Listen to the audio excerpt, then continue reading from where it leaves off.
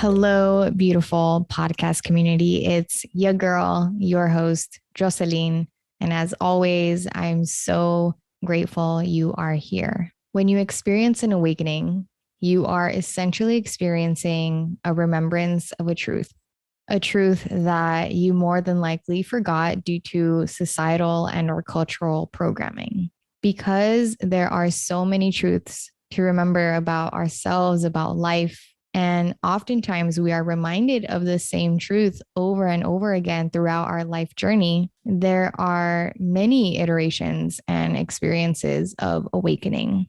One awakening experience that I consider to be life changing and essential and perhaps difficult to fully grasp at first is the remembrance of the truth that we are not our bodies. We are not our minds. We are not the identities we impose on ourselves or the identities others impose on us. We are not what we do or what we have. The truth is that in essence, we are spiritual beings having a human incarnation. All that we are experiencing as humans is simply an experience. It is not who we truly are in essence. When we identify with these cultural and societal and overall human identities, we are not only limiting our perception, but limiting the abundance and expansiveness of who and what we truly are. Now, I must say, the way I am expressing this truth may evolve as I continue to evolve, but this is how I am perceiving this truth right now, in this moment, in this season. And I just wanted to put that out there. There is a quote that says, "We are not human beings having a spiritual experience. We are spiritual beings having a human experience." When I first heard this quote, it was honestly pretty awakening for me because I resonated with it so much. It made so much sense to me and it expanded my perspective. But then one of my spiritual teachers, Michael Bernard Beckwith, expanded on this quote by saying that we are not spiritual beings having a human experience. We are spiritual beings having a human incarnation because ultimately we get to decide what kind of experience we are having in this life. And when I heard him say this expanded my perspective, my perception even more, and was awakening for me as well because it is so true. I'm not just having a human experience. Lately, my experience has felt incredibly spiritual. And this is the process of awakening, my friends. It is a continuous expansion as we align with truths that resonate with us and remind us of who and what we truly are, as well as who and what we truly are not. We will receive a truth that awakens us and expands our perception. Then we will experience another truth that awakens and expands us even more.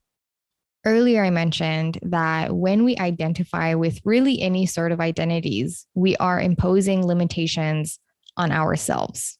We are robbing ourselves of our abundant truth. And what I partly mean by this is that when we identify with being a mother, a sister, a daughter, a friend, a girlfriend, a student, a teacher, a boy, a girl, an employee, a manager, any and all of these human identities, we are not only attaching ourselves to these identities and believing that is who and what we are, but attaching ourselves to the expectations that come with these identities. So for myself, for example, I would attach myself to the identity of being a woman. So I'll live my life attached to the limiting perception that a woman is all I am and upholding myself to meet the standards and expectations that come with being a woman. Then when I don't meet the standards or fulfill the expectations, I'll feel like I failed or like I'm not good enough at being a woman, at being who I believe I am. And this applies to all the identities that we attach ourselves to. We will attach ourselves to an identity. We will believe that that identity is who we are.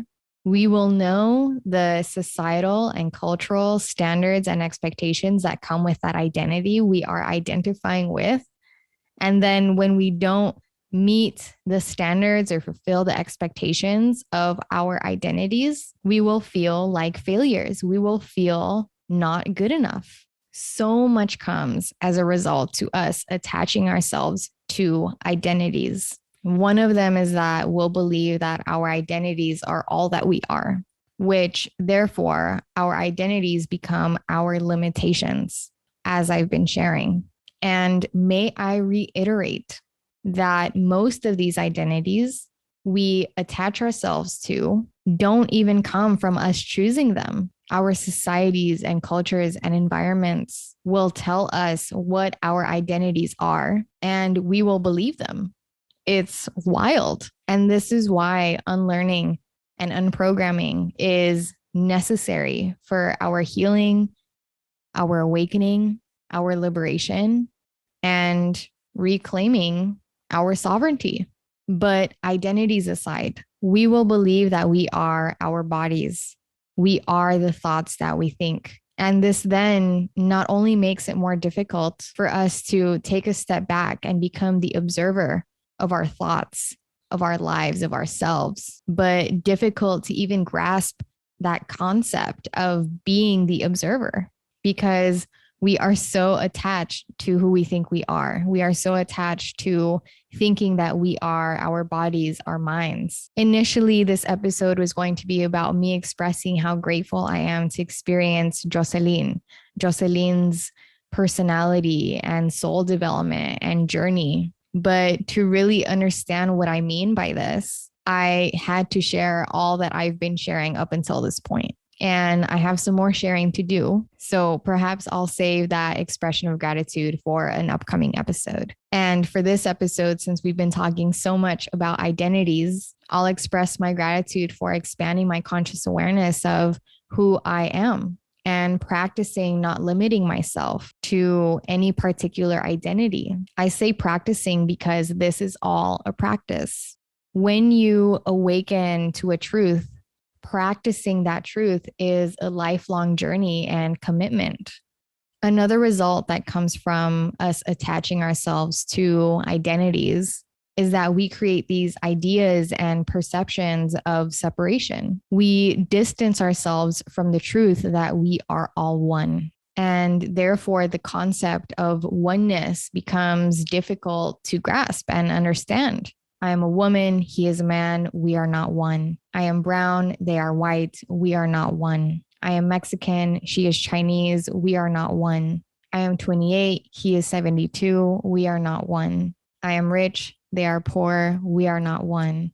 I am a server, they are a CEO, we are not one, etc. Identities are so deeply embedded in our programming that they cause us to focus more on what makes us different from each other than what makes us one. And what is the result of us focusing on our differences, on us attaching ourselves to these identities in this way that make us feel like we are not them, they are not us? It's a whole other conversation. But I know you can immediately think of so much that has resulted from this, from us focusing on our differences, or more so, our perceived differences.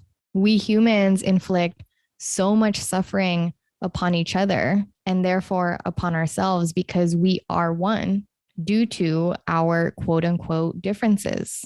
And we've all heard of this concept of oneness, right? I remember hearing of it back in the day and understanding that, yeah, we are all human, but not really thinking much beyond that. And as I've healed and awakened and expanded my conscious awareness, it is much, much deeper than that, y'all.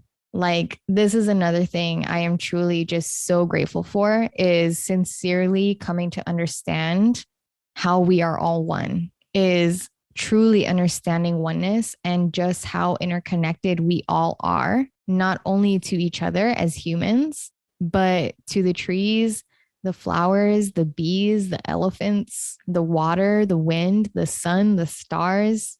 It's truly just so divine and so beautiful and so brilliant.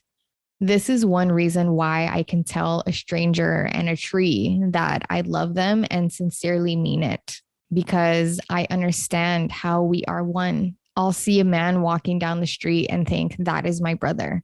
I'll see a woman across the counter and think that is my sister. And I know I have much more awakening to do and to expand into in regards to this truth of oneness. And I'm sincerely so excited to expand even deeper into it, because awakening to these truths that I've been sharing with you in this conversation has truly been so life-changing in so many different ways. But I had to touch on this because this is an incredibly significant truth that we lose touch with because of our attachments to our identities. One reason why it is said that healing and awakening isn't as glam as it may be perceived to be is because awakening to truths that have held you back, that have had you living a lie, is an adjustment. It is incredibly sobering. And when you do experience significant awakenings, you'll realize, like really, really realize just how asleep the rest of the world or most of the world is, and the people around you, people you love and care about. And you'll want to awaken others to these truths that you've been enlightened to, but you can't force these kinds of, life-changing truths upon people. It's like being a bird that has learned how to fly, and you go to a bird that has been caged its whole life, and you open the cage and tell the bird that it is free, that it can fly, that it has the power and capability to fly, to soar high in the sky, and to be outside of this cage that it's been its whole life. And the bird remains in the cage. It can be incredibly frustrating and saddening and disappointing, but we truly just have to allow people to come into, these truths and these awakenings, in their own divine time and in their own divine journey. But awakenings like this can definitely make you feel alone. It takes a while to really integrate these remembrances and fully understand them, let alone practice them. Some of you may have been hearing this episode and begun to question yourselves and who you are and who you have been, and begun to think, well, if I am not who I think I am, if I am not who society and culture has told me I am, then who am I? As I mentioned, we are spiritual beings having a human incarnation. And I say this as a student that is still grasping, still understanding, and still integrating this truth. One thing that has helped me grasp who I truly am in essence is in observing my breath and how there is an intelligent underlying force within me that is sustaining my breath, that is keeping my body breathing even when I'm not paying attention. That intelligent force, that consciousness is who I am. That force is the same force that has created all life and that sustains all life. And even then, me saying I am a life force, I am consciousness, I am a spiritual being having a human incarnation, is me identifying with an identity and therefore imposing a limitation on myself. Though I will say that those identities are far more expansive and limitless than the normal identities that we typically identify with. This is why you may have heard the quote, I am that I am. Another thing that has helped me grasp who I truly am is in the observation of the fact that I can hear my thoughts without speaking them out loud. We are not hearing our thoughts with our ears. So what are we hearing our thoughts with? With consciousness. That is who we are in essence. That consciousness that allows us to hear without ears, to see without eyes, and to feel without touch.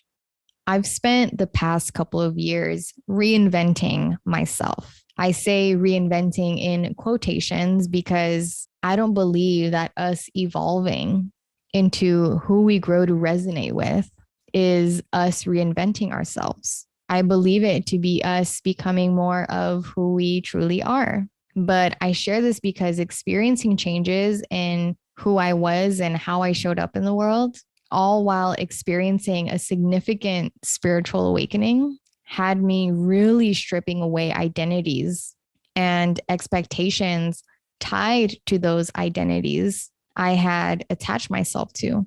I had to be reminding myself consistently that I am much more expansive and abundant than who I've believed or allowed myself to be up until that point. And I am more than capable of expanding outside of who I've been. So many of us fear reinventing ourselves, fear pivoting, fear changing, fear trying new things, fear becoming who we truly are because we are so attached to our identities, attached to who and what we have been and believe ourselves to be, who our cultures and societies have told us we are and who we should be. Oh, I can't be an artist. I've been a doctor for 22 years. I'm not an artist. Oh, I can't divorce my husband. I'm a married wife and mother of three. Oh, I can't be prosperous and successful. I'm not a college graduate. The lengths of which we'll go to stop ourselves from pursuing a passion, from leaning into a curiosity, from being our true and authentic selves, just to remain safe and comfortable in the identities and expectations we've subscribed to is insanity. We will literally convince ourselves of who we are and who we can't become, even if who we are isn't fulfilling and who we desire to become, we know will bring us joy. May we be mindful of who and what we identify with and how these identities may be holding us back from reaching our highest potential. We are worthy of not limiting ourselves. We are worthy of expansion. We are worthy of consciously choosing how we show up in the world and it not be influenced by what the outside world tells us how we should or shouldn't show up. We are worthy of surprising ourselves of what we are capable of. We are worthy of knowing who we truly are. The last thing I'll share is that not attaching ourselves to identities and to the expectations that those identities come with is not only healing for ourselves, but for those we are in relationship with. The one example I'll give is my relationship with my mom. The identity of mom, the role of mom comes with so many expectations. And when my mom didn't meet those expectations, I guilted her for it. I shamed her for it, not intentionally, but essentially that's what I was doing. It strained our relationship.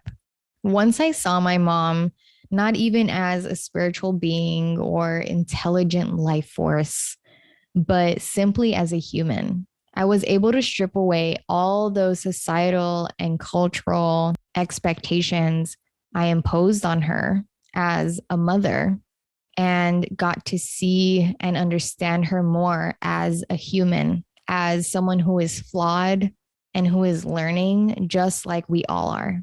Someone who has experienced their own traumas and heartaches and challenges and programmings just like we all have. And yes, when I see her as the spiritual being and intelligent life force she is, I do get to see and know and respect her as the divinity she is, as the divinity we all are. Woo! This was good, y'all. This was really good. Perhaps we will expand on all this in an upcoming episode, but I know that this is a lot to take in. So I'm going to stop here. But I thank you all so much for being here, for listening, and for receiving, and for having an open mind and open heart to having these kinds of conversations. I pray this episode reach those who are meant to hear it. If you enjoyed this episode, I ask that you please drop a rating and a review on Apple Podcasts. Just head on over to the Starting with Gratitude Apple Podcast page, scroll down, and you'll see the stars and comment box. They're waiting for you to share your love. That will definitely help this community grow. Again, thank you for listening and receiving. I'm so grateful for you. I love you. Peace and blessings. Your girl, your host, Jocelyn.